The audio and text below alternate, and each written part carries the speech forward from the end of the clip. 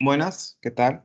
Sean todos bienvenidos a la charla impartida por el Departamento de Química para la TIC 2022. Me presento, soy licenciado Oscar Cristaldo y el trabajo de hoy va a ser netamente en base a un proyecto que se está desarrollando dentro de la facultad mediante trabajo de tesis y me gustaría hablar un poco de lo que sería la validación de los métodos mediante equipos de cromatografía y UV visible que también podemos aplicarlo en lo que sería la fitorremediación, ¿sí? Entonces, espero que estén a gustos y iniciamos la charla ahora. Bueno, les comparto.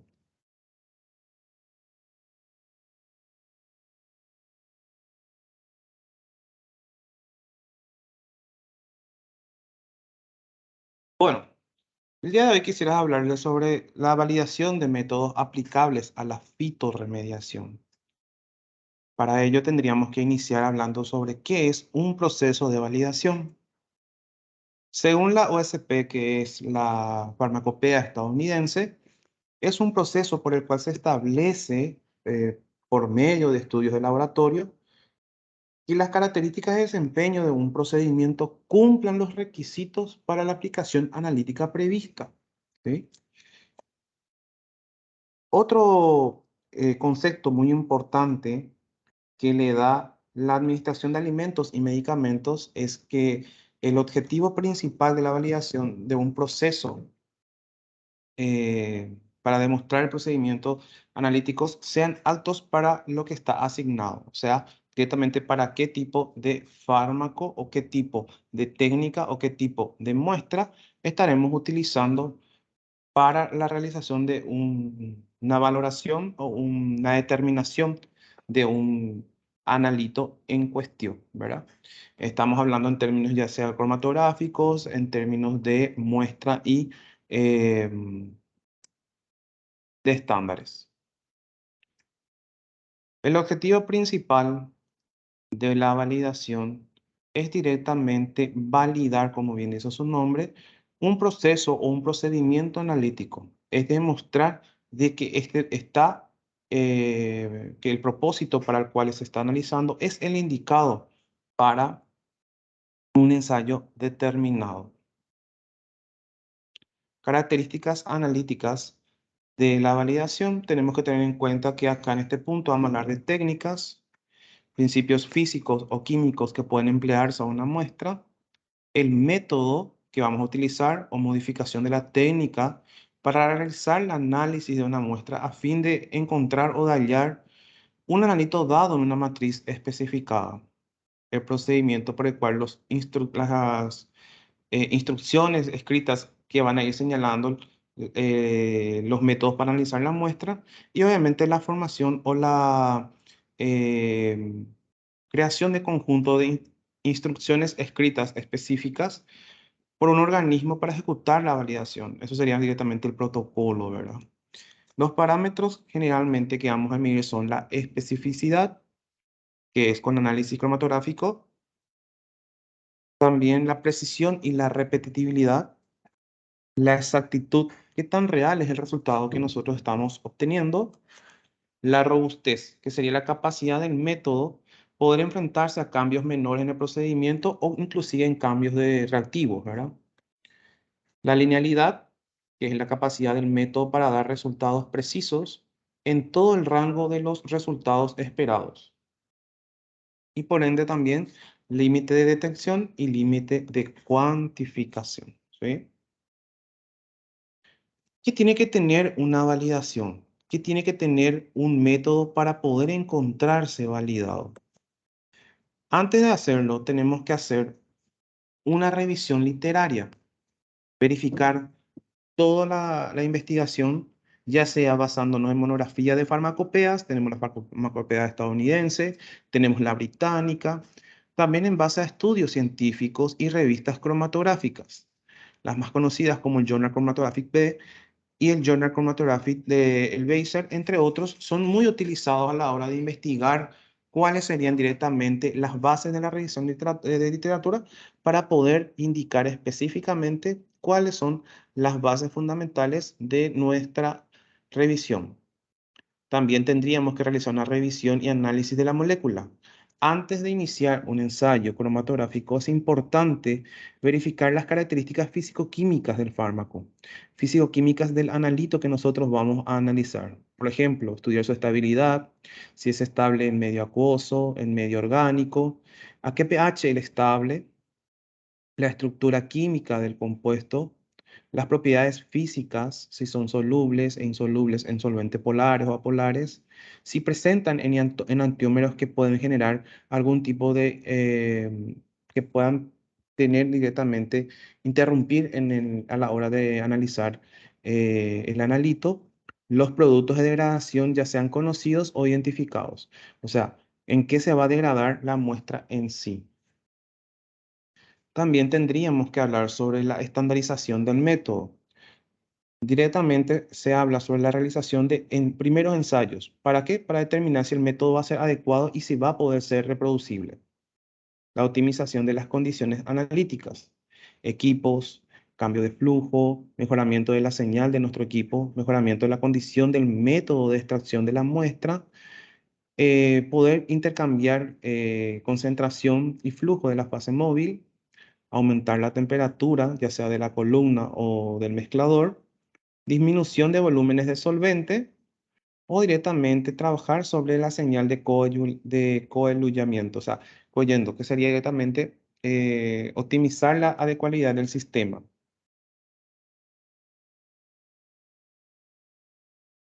Una vez obtenido todo eso, tendríamos que seguir obteniendo información. Por ejemplo, todos los métodos que nosotros vamos a utilizar tienen que estar plenamente documentados, verificados o probados anteriormente. Instrumentos calificados y obviamente calibrados. HPLC, GC, V, todos tendrían que ser equipos calificados. Estándares de referencia vigente disponibles. Por lo general se utilizan estándares de grado USP, que son aquellos que ayudan directamente a determinar si son o no los analitos correspondientes lo que estamos utilizando. Y obviamente la mano de obra, que es el analista calificado para evaluar la técnica. Y por último, la disponibilidad de la muestra, ser caracterizada y que sea suficientemente homogénea para la realización del ensayo. Un protocolo aprobado de una validación tiene que reunir los siguientes puntos. Tiene que contener nombre del método que estamos haciendo, la fecha de emisión del protocolo, el objetivo principal de este método, las referencias, en este caso generalmente se utiliza la USP si es para fármacos, responsabilidades, quiénes son los responsables, alcance, a qué laboratorios específicamente estaría involucrando. Con respecto a la información de la validación, tenemos que tener un personal a cargo de la validación, especificaciones del producto, qué equipos se utilizan y qué materiales son los necesarios para realizar los proyectos. Dentro de eso estarían entrando los estándares, si son de grado USP, si son genéricos, si fueron desarrollados en qué laboratorio, todo eso, información en base a los estándares. Los reactivos, si son eficientes, si son de buena calidad, si son de marcas renombradas que ayudan a que el análisis en sí salga de forma productiva. Materiales volumétricos, si estos materiales volumétricos están calibrados como corresponde. La descripción del método analítico tendría que estar acompañado de un diagrama de flujo de proceso analítico y también los parámetros de aptitud del sistema necesarios para el desarrollo del método. Parámetros de evaluación que se va a evaluar, diseño experimental y por último la ejecución. Habíamos hablado de los parámetros para una validación. Tendríamos exactitud, precisión, especificidad, límite de detección, también de cuantificación, la linealidad del método y el intervalo necesario para desarrollo. Muchas veces cuando estamos hablando de validación de métodos, hablamos directamente en base a lo que en este caso para este trabajo, en base a fármacos. Por eso es que este cuadro presenta directamente la valoración de fármacos y de impurezas.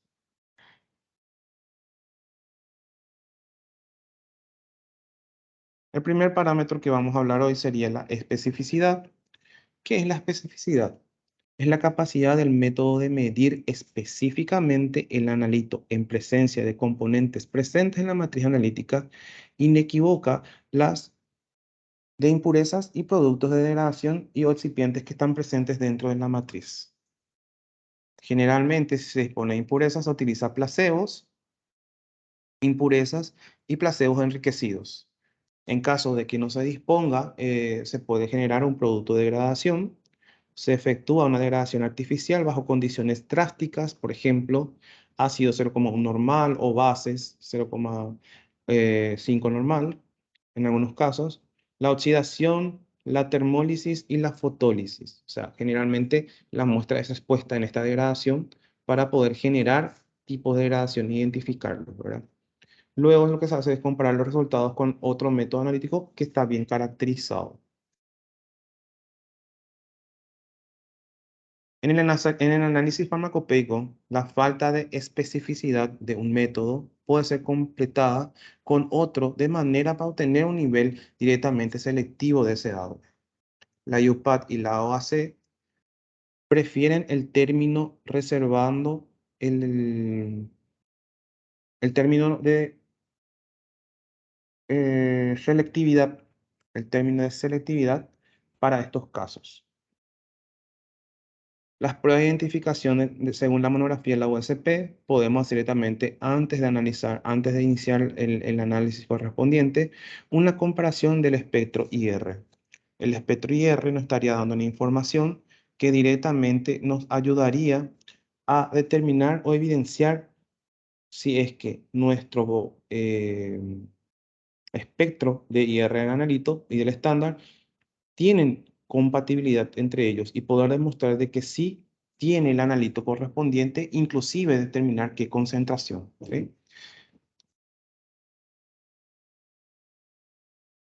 Degradaciones forzadas, tenemos la degradación por hidrólisis ácida, que generalmente se realiza adicionando ácido clorhídrico, un normal o 0,1 normal, y sometiendo a la muestra a un reflujo en baño María por un tiempo adecuado, generalmente es de 1 hora.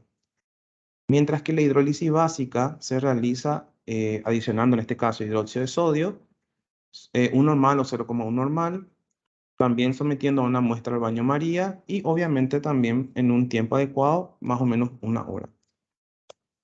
Otro sería la fotólisis. Se realiza exponiendo la muestra en la concentración de análisis a una luz UV fluorescente o inclusive también luz natural. La termólisis es someter a la muestra a altas temperaturas, eh, pero tiene que ser por debajo del punto de fusión del analito. La oxidación, que es la adición de peróxido de sodio al 3%, para someterlo directamente a un reflujo. Con respecto a los criterios de aceptación para la especificidad, el tiempo y las condiciones se deben seleccionar para garantizar la degradación entre el 15 y el 30%. La respuesta al método debe ser debida al analito. Las impurezas, compuestos de degradación y excipientes no deben interferir en la señal principal del analito. ¿A qué hablamos señal? Estamos hablando directamente de los picos que generan dentro de un cromatograma. Entonces, hay que tener en cuenta eso a la hora de realizar estos ensayos. Si tenemos impurezas, ya sea sustancias relacionadas o ya sea impurezas generadas propiamente por la muestra, entonces sí o sí realizar una identificación. ¿Y por cuál se contrata? Se contrata por un estándar que sí tiene el principio activo con cual estamos trabajando y estamos directamente identificando cuáles serían las impurezas presentes en ella. Ahora, también se puede cuantificar las impurezas, sí se puede identificar. Todos los fármacos o todas las muestras que por lo generalmente se someten a cromatografía tienen directamente parámetros para poder determinar la concentración o la presencia en sí de estos analitos dentro de una muestra. Con respecto a la precisión es el grado de concordancia que puede haber entre los resultados de las muestras individuales cuando se aplica el procedimiento repetidamente a múltiples muestreos. Expresa el grado de dispersión entre una serie de mediciones múltiples de una muestra homogénea bajo las condiciones establecidas. Por lo general, comprende la repetitividad, la reproducibilidad y la precisión intermedia.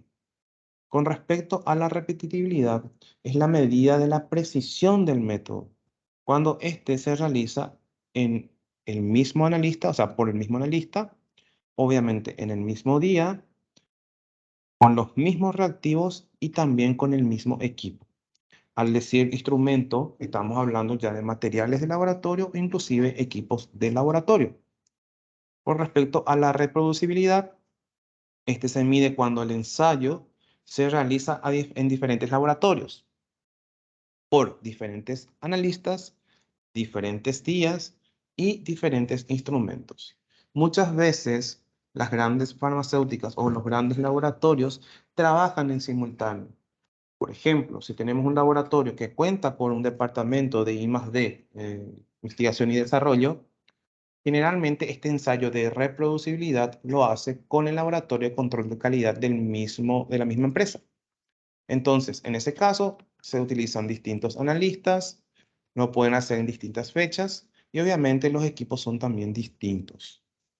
Con respecto a la precisión intermedia, también conocida como tolerancia o fortaleza, expresa la variación dentro de un laboratorio, por ejemplo, en diferentes días, en diferentes analistas y diferentes equipos. En este caso, la precisión intermedia está directamente basándose en lo que sería utilizar el mismo método dentro de un mismo laboratorio, pero realizando directamente con diferentes equipos, distintos días y diferentes analistas. La diferencia con el primero, con la reproducibilidad, es que en este caso se podrían utilizar distintos reactivos y distintos equipos, ya sean de otras marcas o de otra procedencia. Cuando se hace un ensayo de repetitividad, la ICH recomienda utilizar como mínimo 9 muestras. Para la determinación, se podría hasta utilizar como un mínimo de 6 para poder cubrir el intervalo especificado. El estadístico de prueba que se utiliza en este caso es el coeficiente de variación. Tenemos aquí un ejemplo, donde un cuadro donde podemos demostrar el parámetro y la absorbancia de cada uno de ellos. En total, 10 son las muestras, generando un promedio específico y eso genera una desviación estándar y también un coeficiente de variación. Con respecto al criterio de aceptación, cuando el límite de valoración es entre 99 y 101%, la RCD como máximo puede dar solamente 0,37. Si el límite de valoración va de 98,5 a 101,5, la RCD máxima es de 0,55. De 98 a 102, 0,73%. De 95 a 105, 1,9. Inclusive muchos laboratorios utilizan 2%, lo redondean. Y de 90 a 110, 3,9%. Con respecto a las impurezas, va de 5 a 25% las RSD. Generalmente cuando se realizan ensayos de sustancias relacionadas, por lo general, algunas farmacéuticas o algunos laboratorios solamente permiten un máximo de RCD de 5%. Esto es basando en lo que sería la farmacopea, la USP, ¿verdad? Con respecto a la precisión inmediata, para que haya concordancia entre los resultados obtenidos, el muestreo proveniente de una muestra debe ser homogénea. Generalmente se utiliza 2 analistas. Los días, por lo generalmente el ensayo se hace en 3 días, con 2 instrumentos, en este caso distintos, en el mismo laboratorio. ¿Qué se tiene en cuenta? El promedio, la desviación estándar, el coeficiente de variación, el ensayo ANOVA y coeficiente de variación global. Supongamos que tenemos una determinación intermedia de dos analistas con un fármaco correspondiente, con un analito correspondiente. Se realizan 3 días de ensayo con 3 ensayos distintos o 3 muestras, generando los siguientes datos, cada uno con un promedio específico, cada uno con distintos tipos de deviación estándar y el coeficiente el porcentaje coeficiente de variación. En un ensayo, ya sea especificado en este ensayo, en este ejemplo, se encontró que el porcentaje encontrado global era de 100.76. La desviación estándar global 1.4 y el porcentaje de desviación o de variación, perdón, de coeficiente de variación 1,39, dando así específicamente que cumple, ya que los criterios son los siguientes. Cuando se realiza la prueba, los resultados no deben ser estadísticamente distintos. Tiene que tener alrededor de 2 veces o el coeficiente de variación de la repetitividad. Una diferencia estadística puede no ser significativa. Tendría que ser menor al 2% para metodologías, escribí mal, perdón, cromatográficas y volumétricas, menos 3% para el método químico y espectrofotométrico y menos del 5% para métodos biológicos, ¿verdad? Los valores superiores deben ser justificados por qué salen esos resultados y se pueden emplear otros métodos estadísticos apropiados para que sustenten la precisión del método si es apropiado o no para ello. Con respecto a la linealidad. La linealidad, cuando hablamos de linealidad, estamos hablando de la capacidad del método del sistema que puede producir resultados que son directamente proporcionales a la concentración del analito en un intervalo dado. Generalmente se hace en 5 niveles de concentración, con 3 muestras por nivel, y el rango de concentración va para la valoración del principio activo, o sea, la cuantificación del principio activo en un 80 a 120%. Para la uniformidad de dosis, entre 70 y 130%. Para las impurezas, 50 a 120%. Y para las pruebas de disolución se utiliza más o menos 20% del intervalo especificado. Supongamos que tenemos un ensayo de linealidad en donde arroja un gráfico de línea totalmente recta, generando una concentración, unas lecturas de concentración correspondientes. Recuerda que son 5. En este caso se utilizó 0,0064, 0,0072, 0,0080, 0,0088 y 0,0096, arrojando estas lecturas en el equipo, ¿verdad? Se realiza el análisis del coeficiente de correlación, se calcula el T calculado y se compara con el T tabulado. Este cálculo se realiza mediante R por raíz cuadrada de n-2 sobre raíz cuadrada de 1 menos R cuadrado, sabiendo que coeficiente de correlación R y R cuadrado son cálculos estadísticos correspondientes. También se puede utilizar los métodos de t-student y análisis de varianza ANOVA para la determinación de la linealidad. Con respecto a la exactitud, estamos directamente hablando de qué tan próximo entre los resultados que estuvimos probando son obtenidos mediante un procedimiento y un valor verdadero. La exactitud del procedimiento analítico debe establecerse durante todo este intervalo. Generalmente lo que se hace es la determinación de la prueba de un estándar de referencia, las mezclas de excipientes, en este caso podemos hablar de placebo o con una cantidad agregada conocida, agregado de estándar, inclusive muchas veces algunos ensayos de HPLC, por ejemplo, podríamos agregar también un derivatizante para que la reacción ocurra dentro de la columna y pueda determinarse o pueda cuantificarse o pueda el analito liberarse para realizar una señal que luego el equipo estaría identificando. Se deduce a partir de los datos de especificidad y linealidad y la comparación de un método reconocido como exacto, que sería nuestro método de referencia. La ICH recomienda evaluar como mínimo 9 determinaciones, sobre mínimo 3 niveles de concentración, cubriendo así el intervalo especificado. Puede evaluarse de varias maneras, incluyendo la recuperación del analito en todo el intervalo de valoración. Supongamos que tenemos este cuadro de análisis, los resultados de análisis en base al 80, al 100 y al 120%, arrojando promedios consecuentes, la desviación estándar correspondiente, el coeficiente de variación en porcentaje y la recuperación de nuestro analito.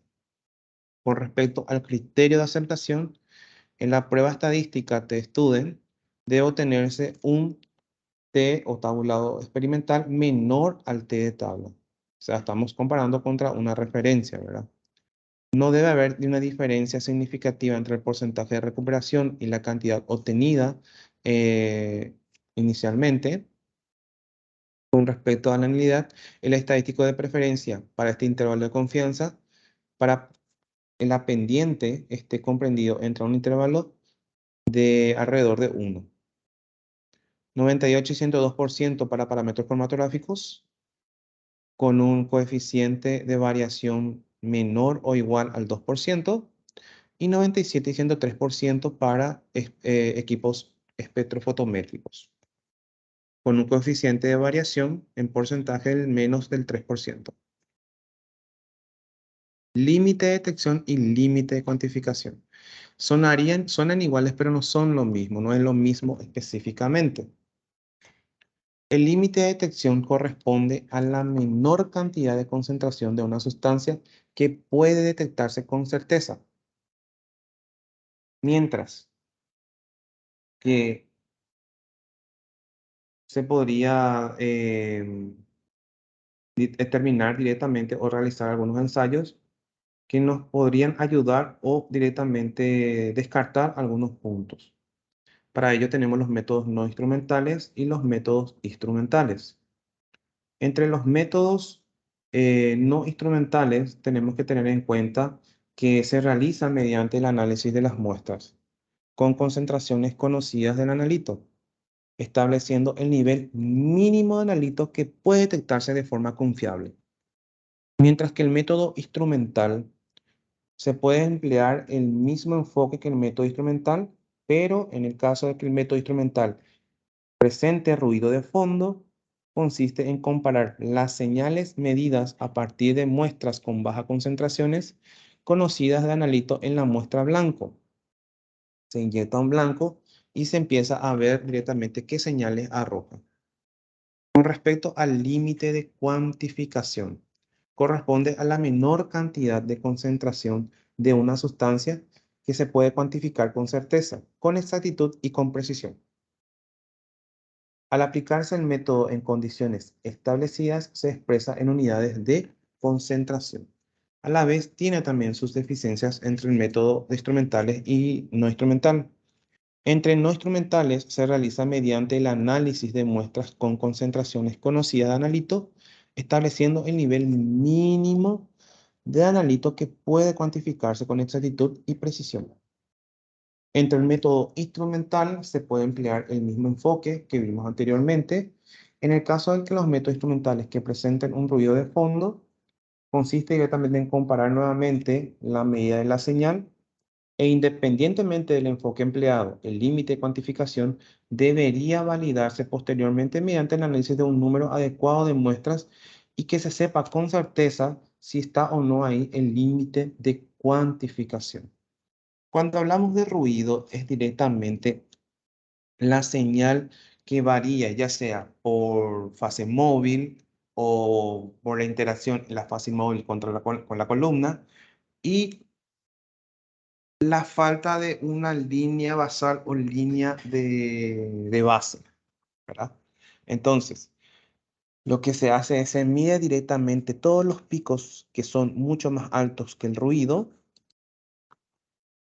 Y eso nos ayuda directamente a identificar si es o no el pico principal que estamos analizando. Recuerden que para estos ensayos se inyecta una concentración conocida del estándar. El estándar tiene el mismo principio activo. La característica que va a tener entre la muestra para el ensayo de límite de cuantificación es que el pico principal tiene que salir en el mismo tiempo.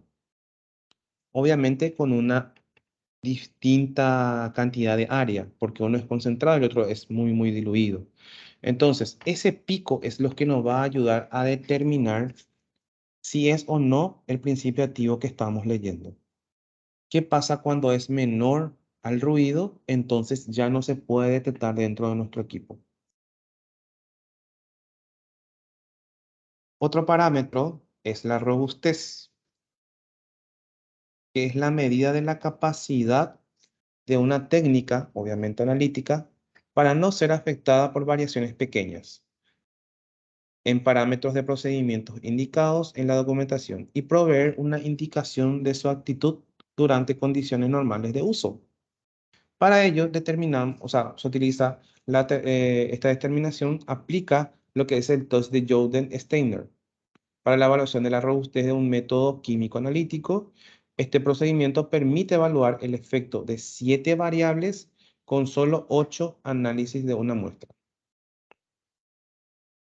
Para proceder y realizar el estudio de robustez, se deben identificar aquellos factores del método que posiblemente afectarían los resultados finales obteniéndose a través de este.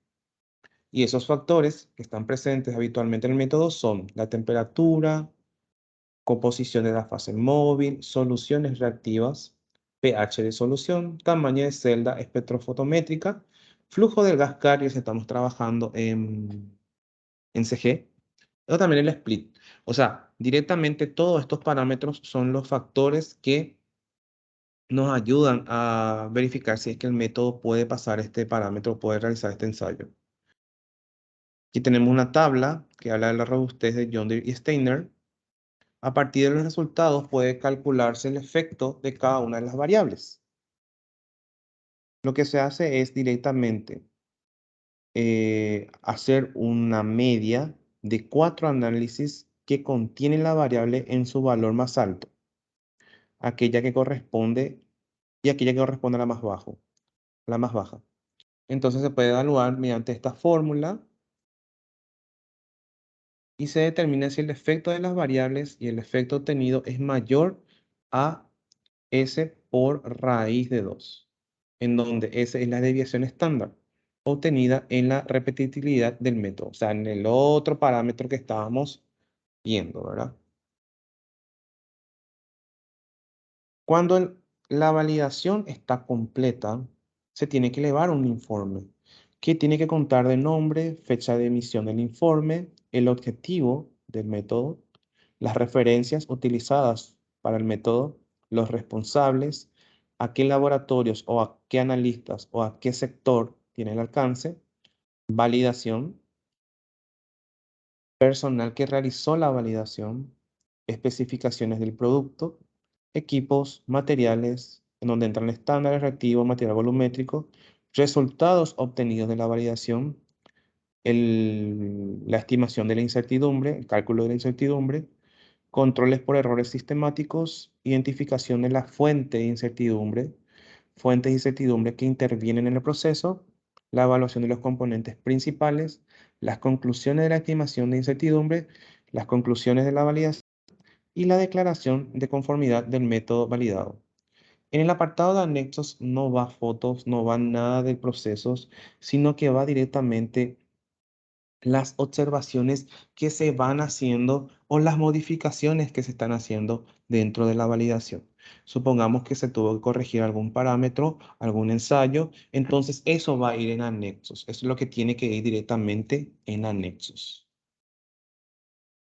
Y aquí entramos en lo que sería la fuente principal que queremos validar nuevamente, ¿verdad?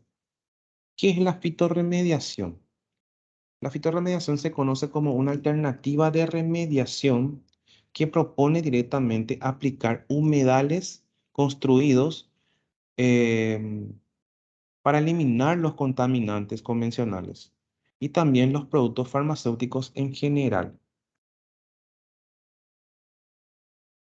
En este contexto, relativamente, es un método nuevo, el mecanismo también es nuevo y implica la eliminación de contaminantes que pueden estar clasificados por procesos bióticos, la adhesión microbiana, biomoléculas, absorción, desintoxicación de raíces y plantas.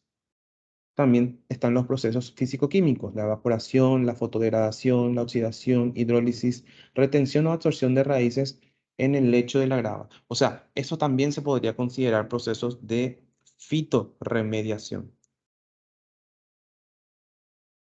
Aquí ya entra un poco lo que serían los contaminantes emergentes, también denominados microcontaminantes. Son compuestos que tienen distintos orígenes y naturaleza, que durante mucho tiempo han sido directamente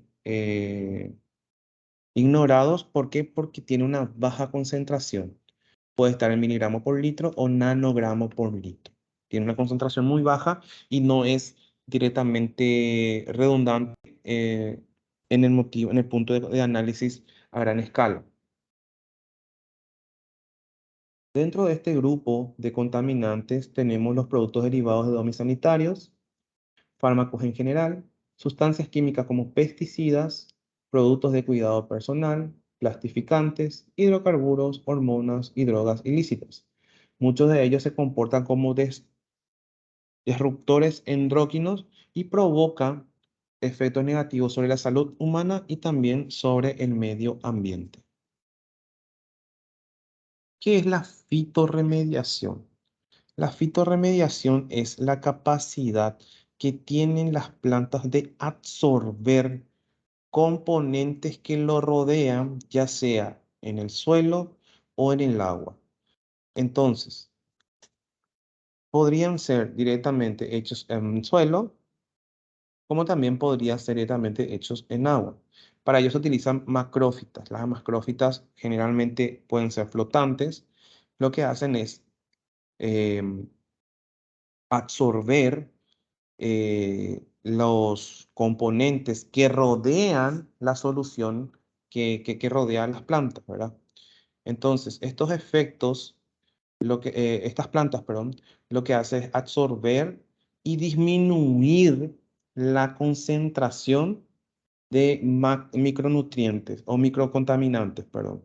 La presencia, por ejemplo, de compuestos orgánicos y compuestos farmacéuticos en cuerpos de agua generalmente lo que causa son efectos de ecotoxicidad. Se encuentran generalmente en el medio ambiente por eliminación insuficiente de procesos de tratamientos convencionales, famosos tratamientos de agua, ¿verdad? Que generalmente son liberados después en lagos, en ríos, y la mayoría de estos microcontaminantes no se metabolizan completamente em, antes de ir siendo degradado. Entonces, lo que hace la fitorremediación como alternativa, promueve o propone la aplicación de estos tipos de humedales para poder disminuir o eliminar los contaminantes.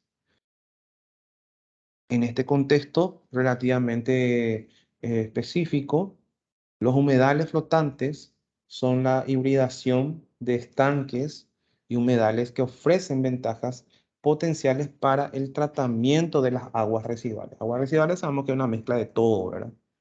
En donde se utiliza, en este caso, macrófitas emergentes que crecen sobre un marco o balsa flotando sobre la superficie del agua.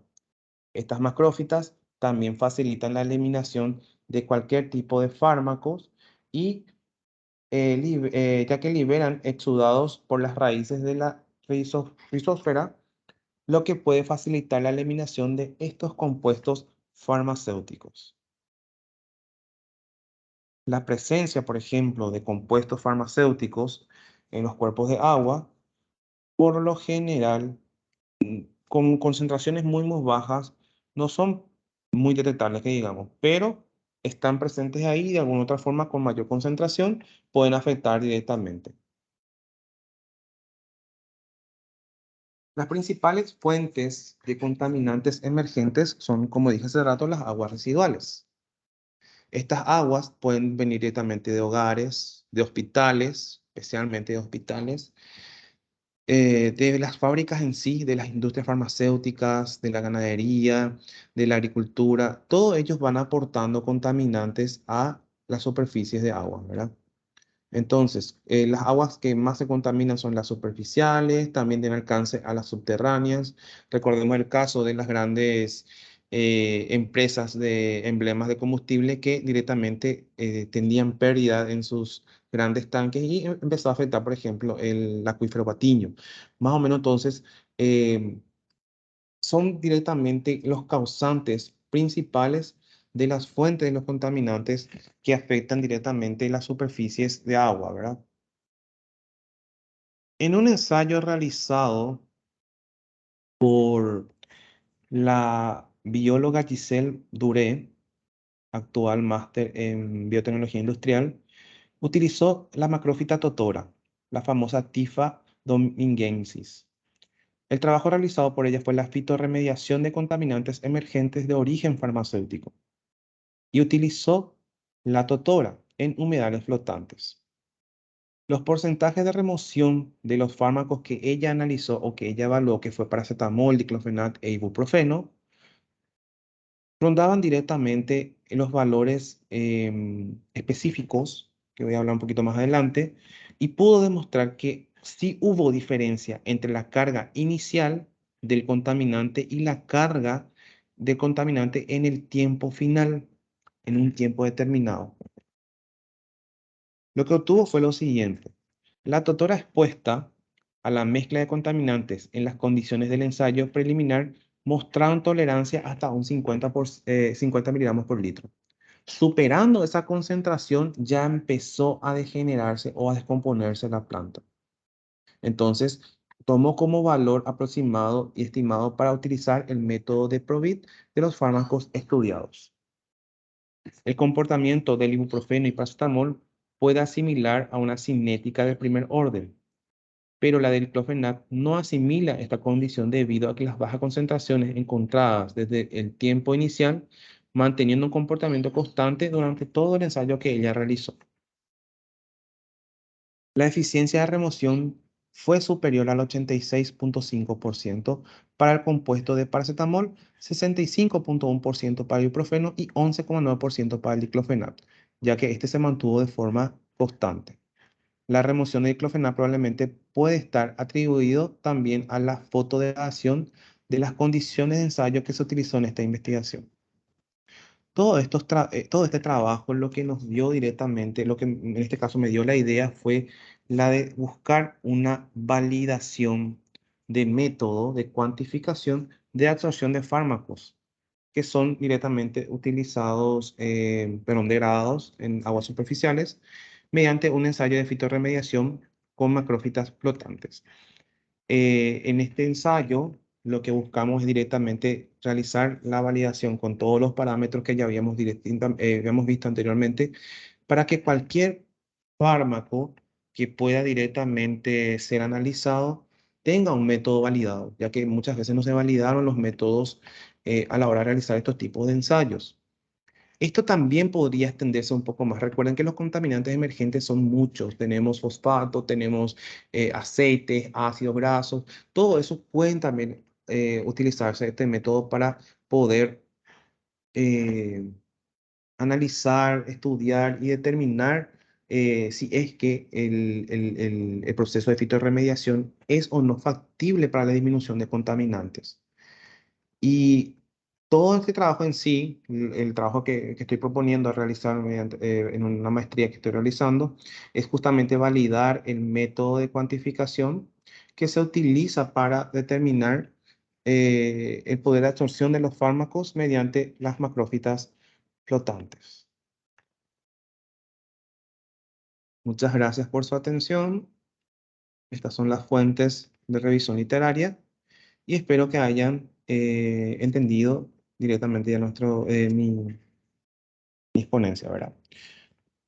Muchas gracias.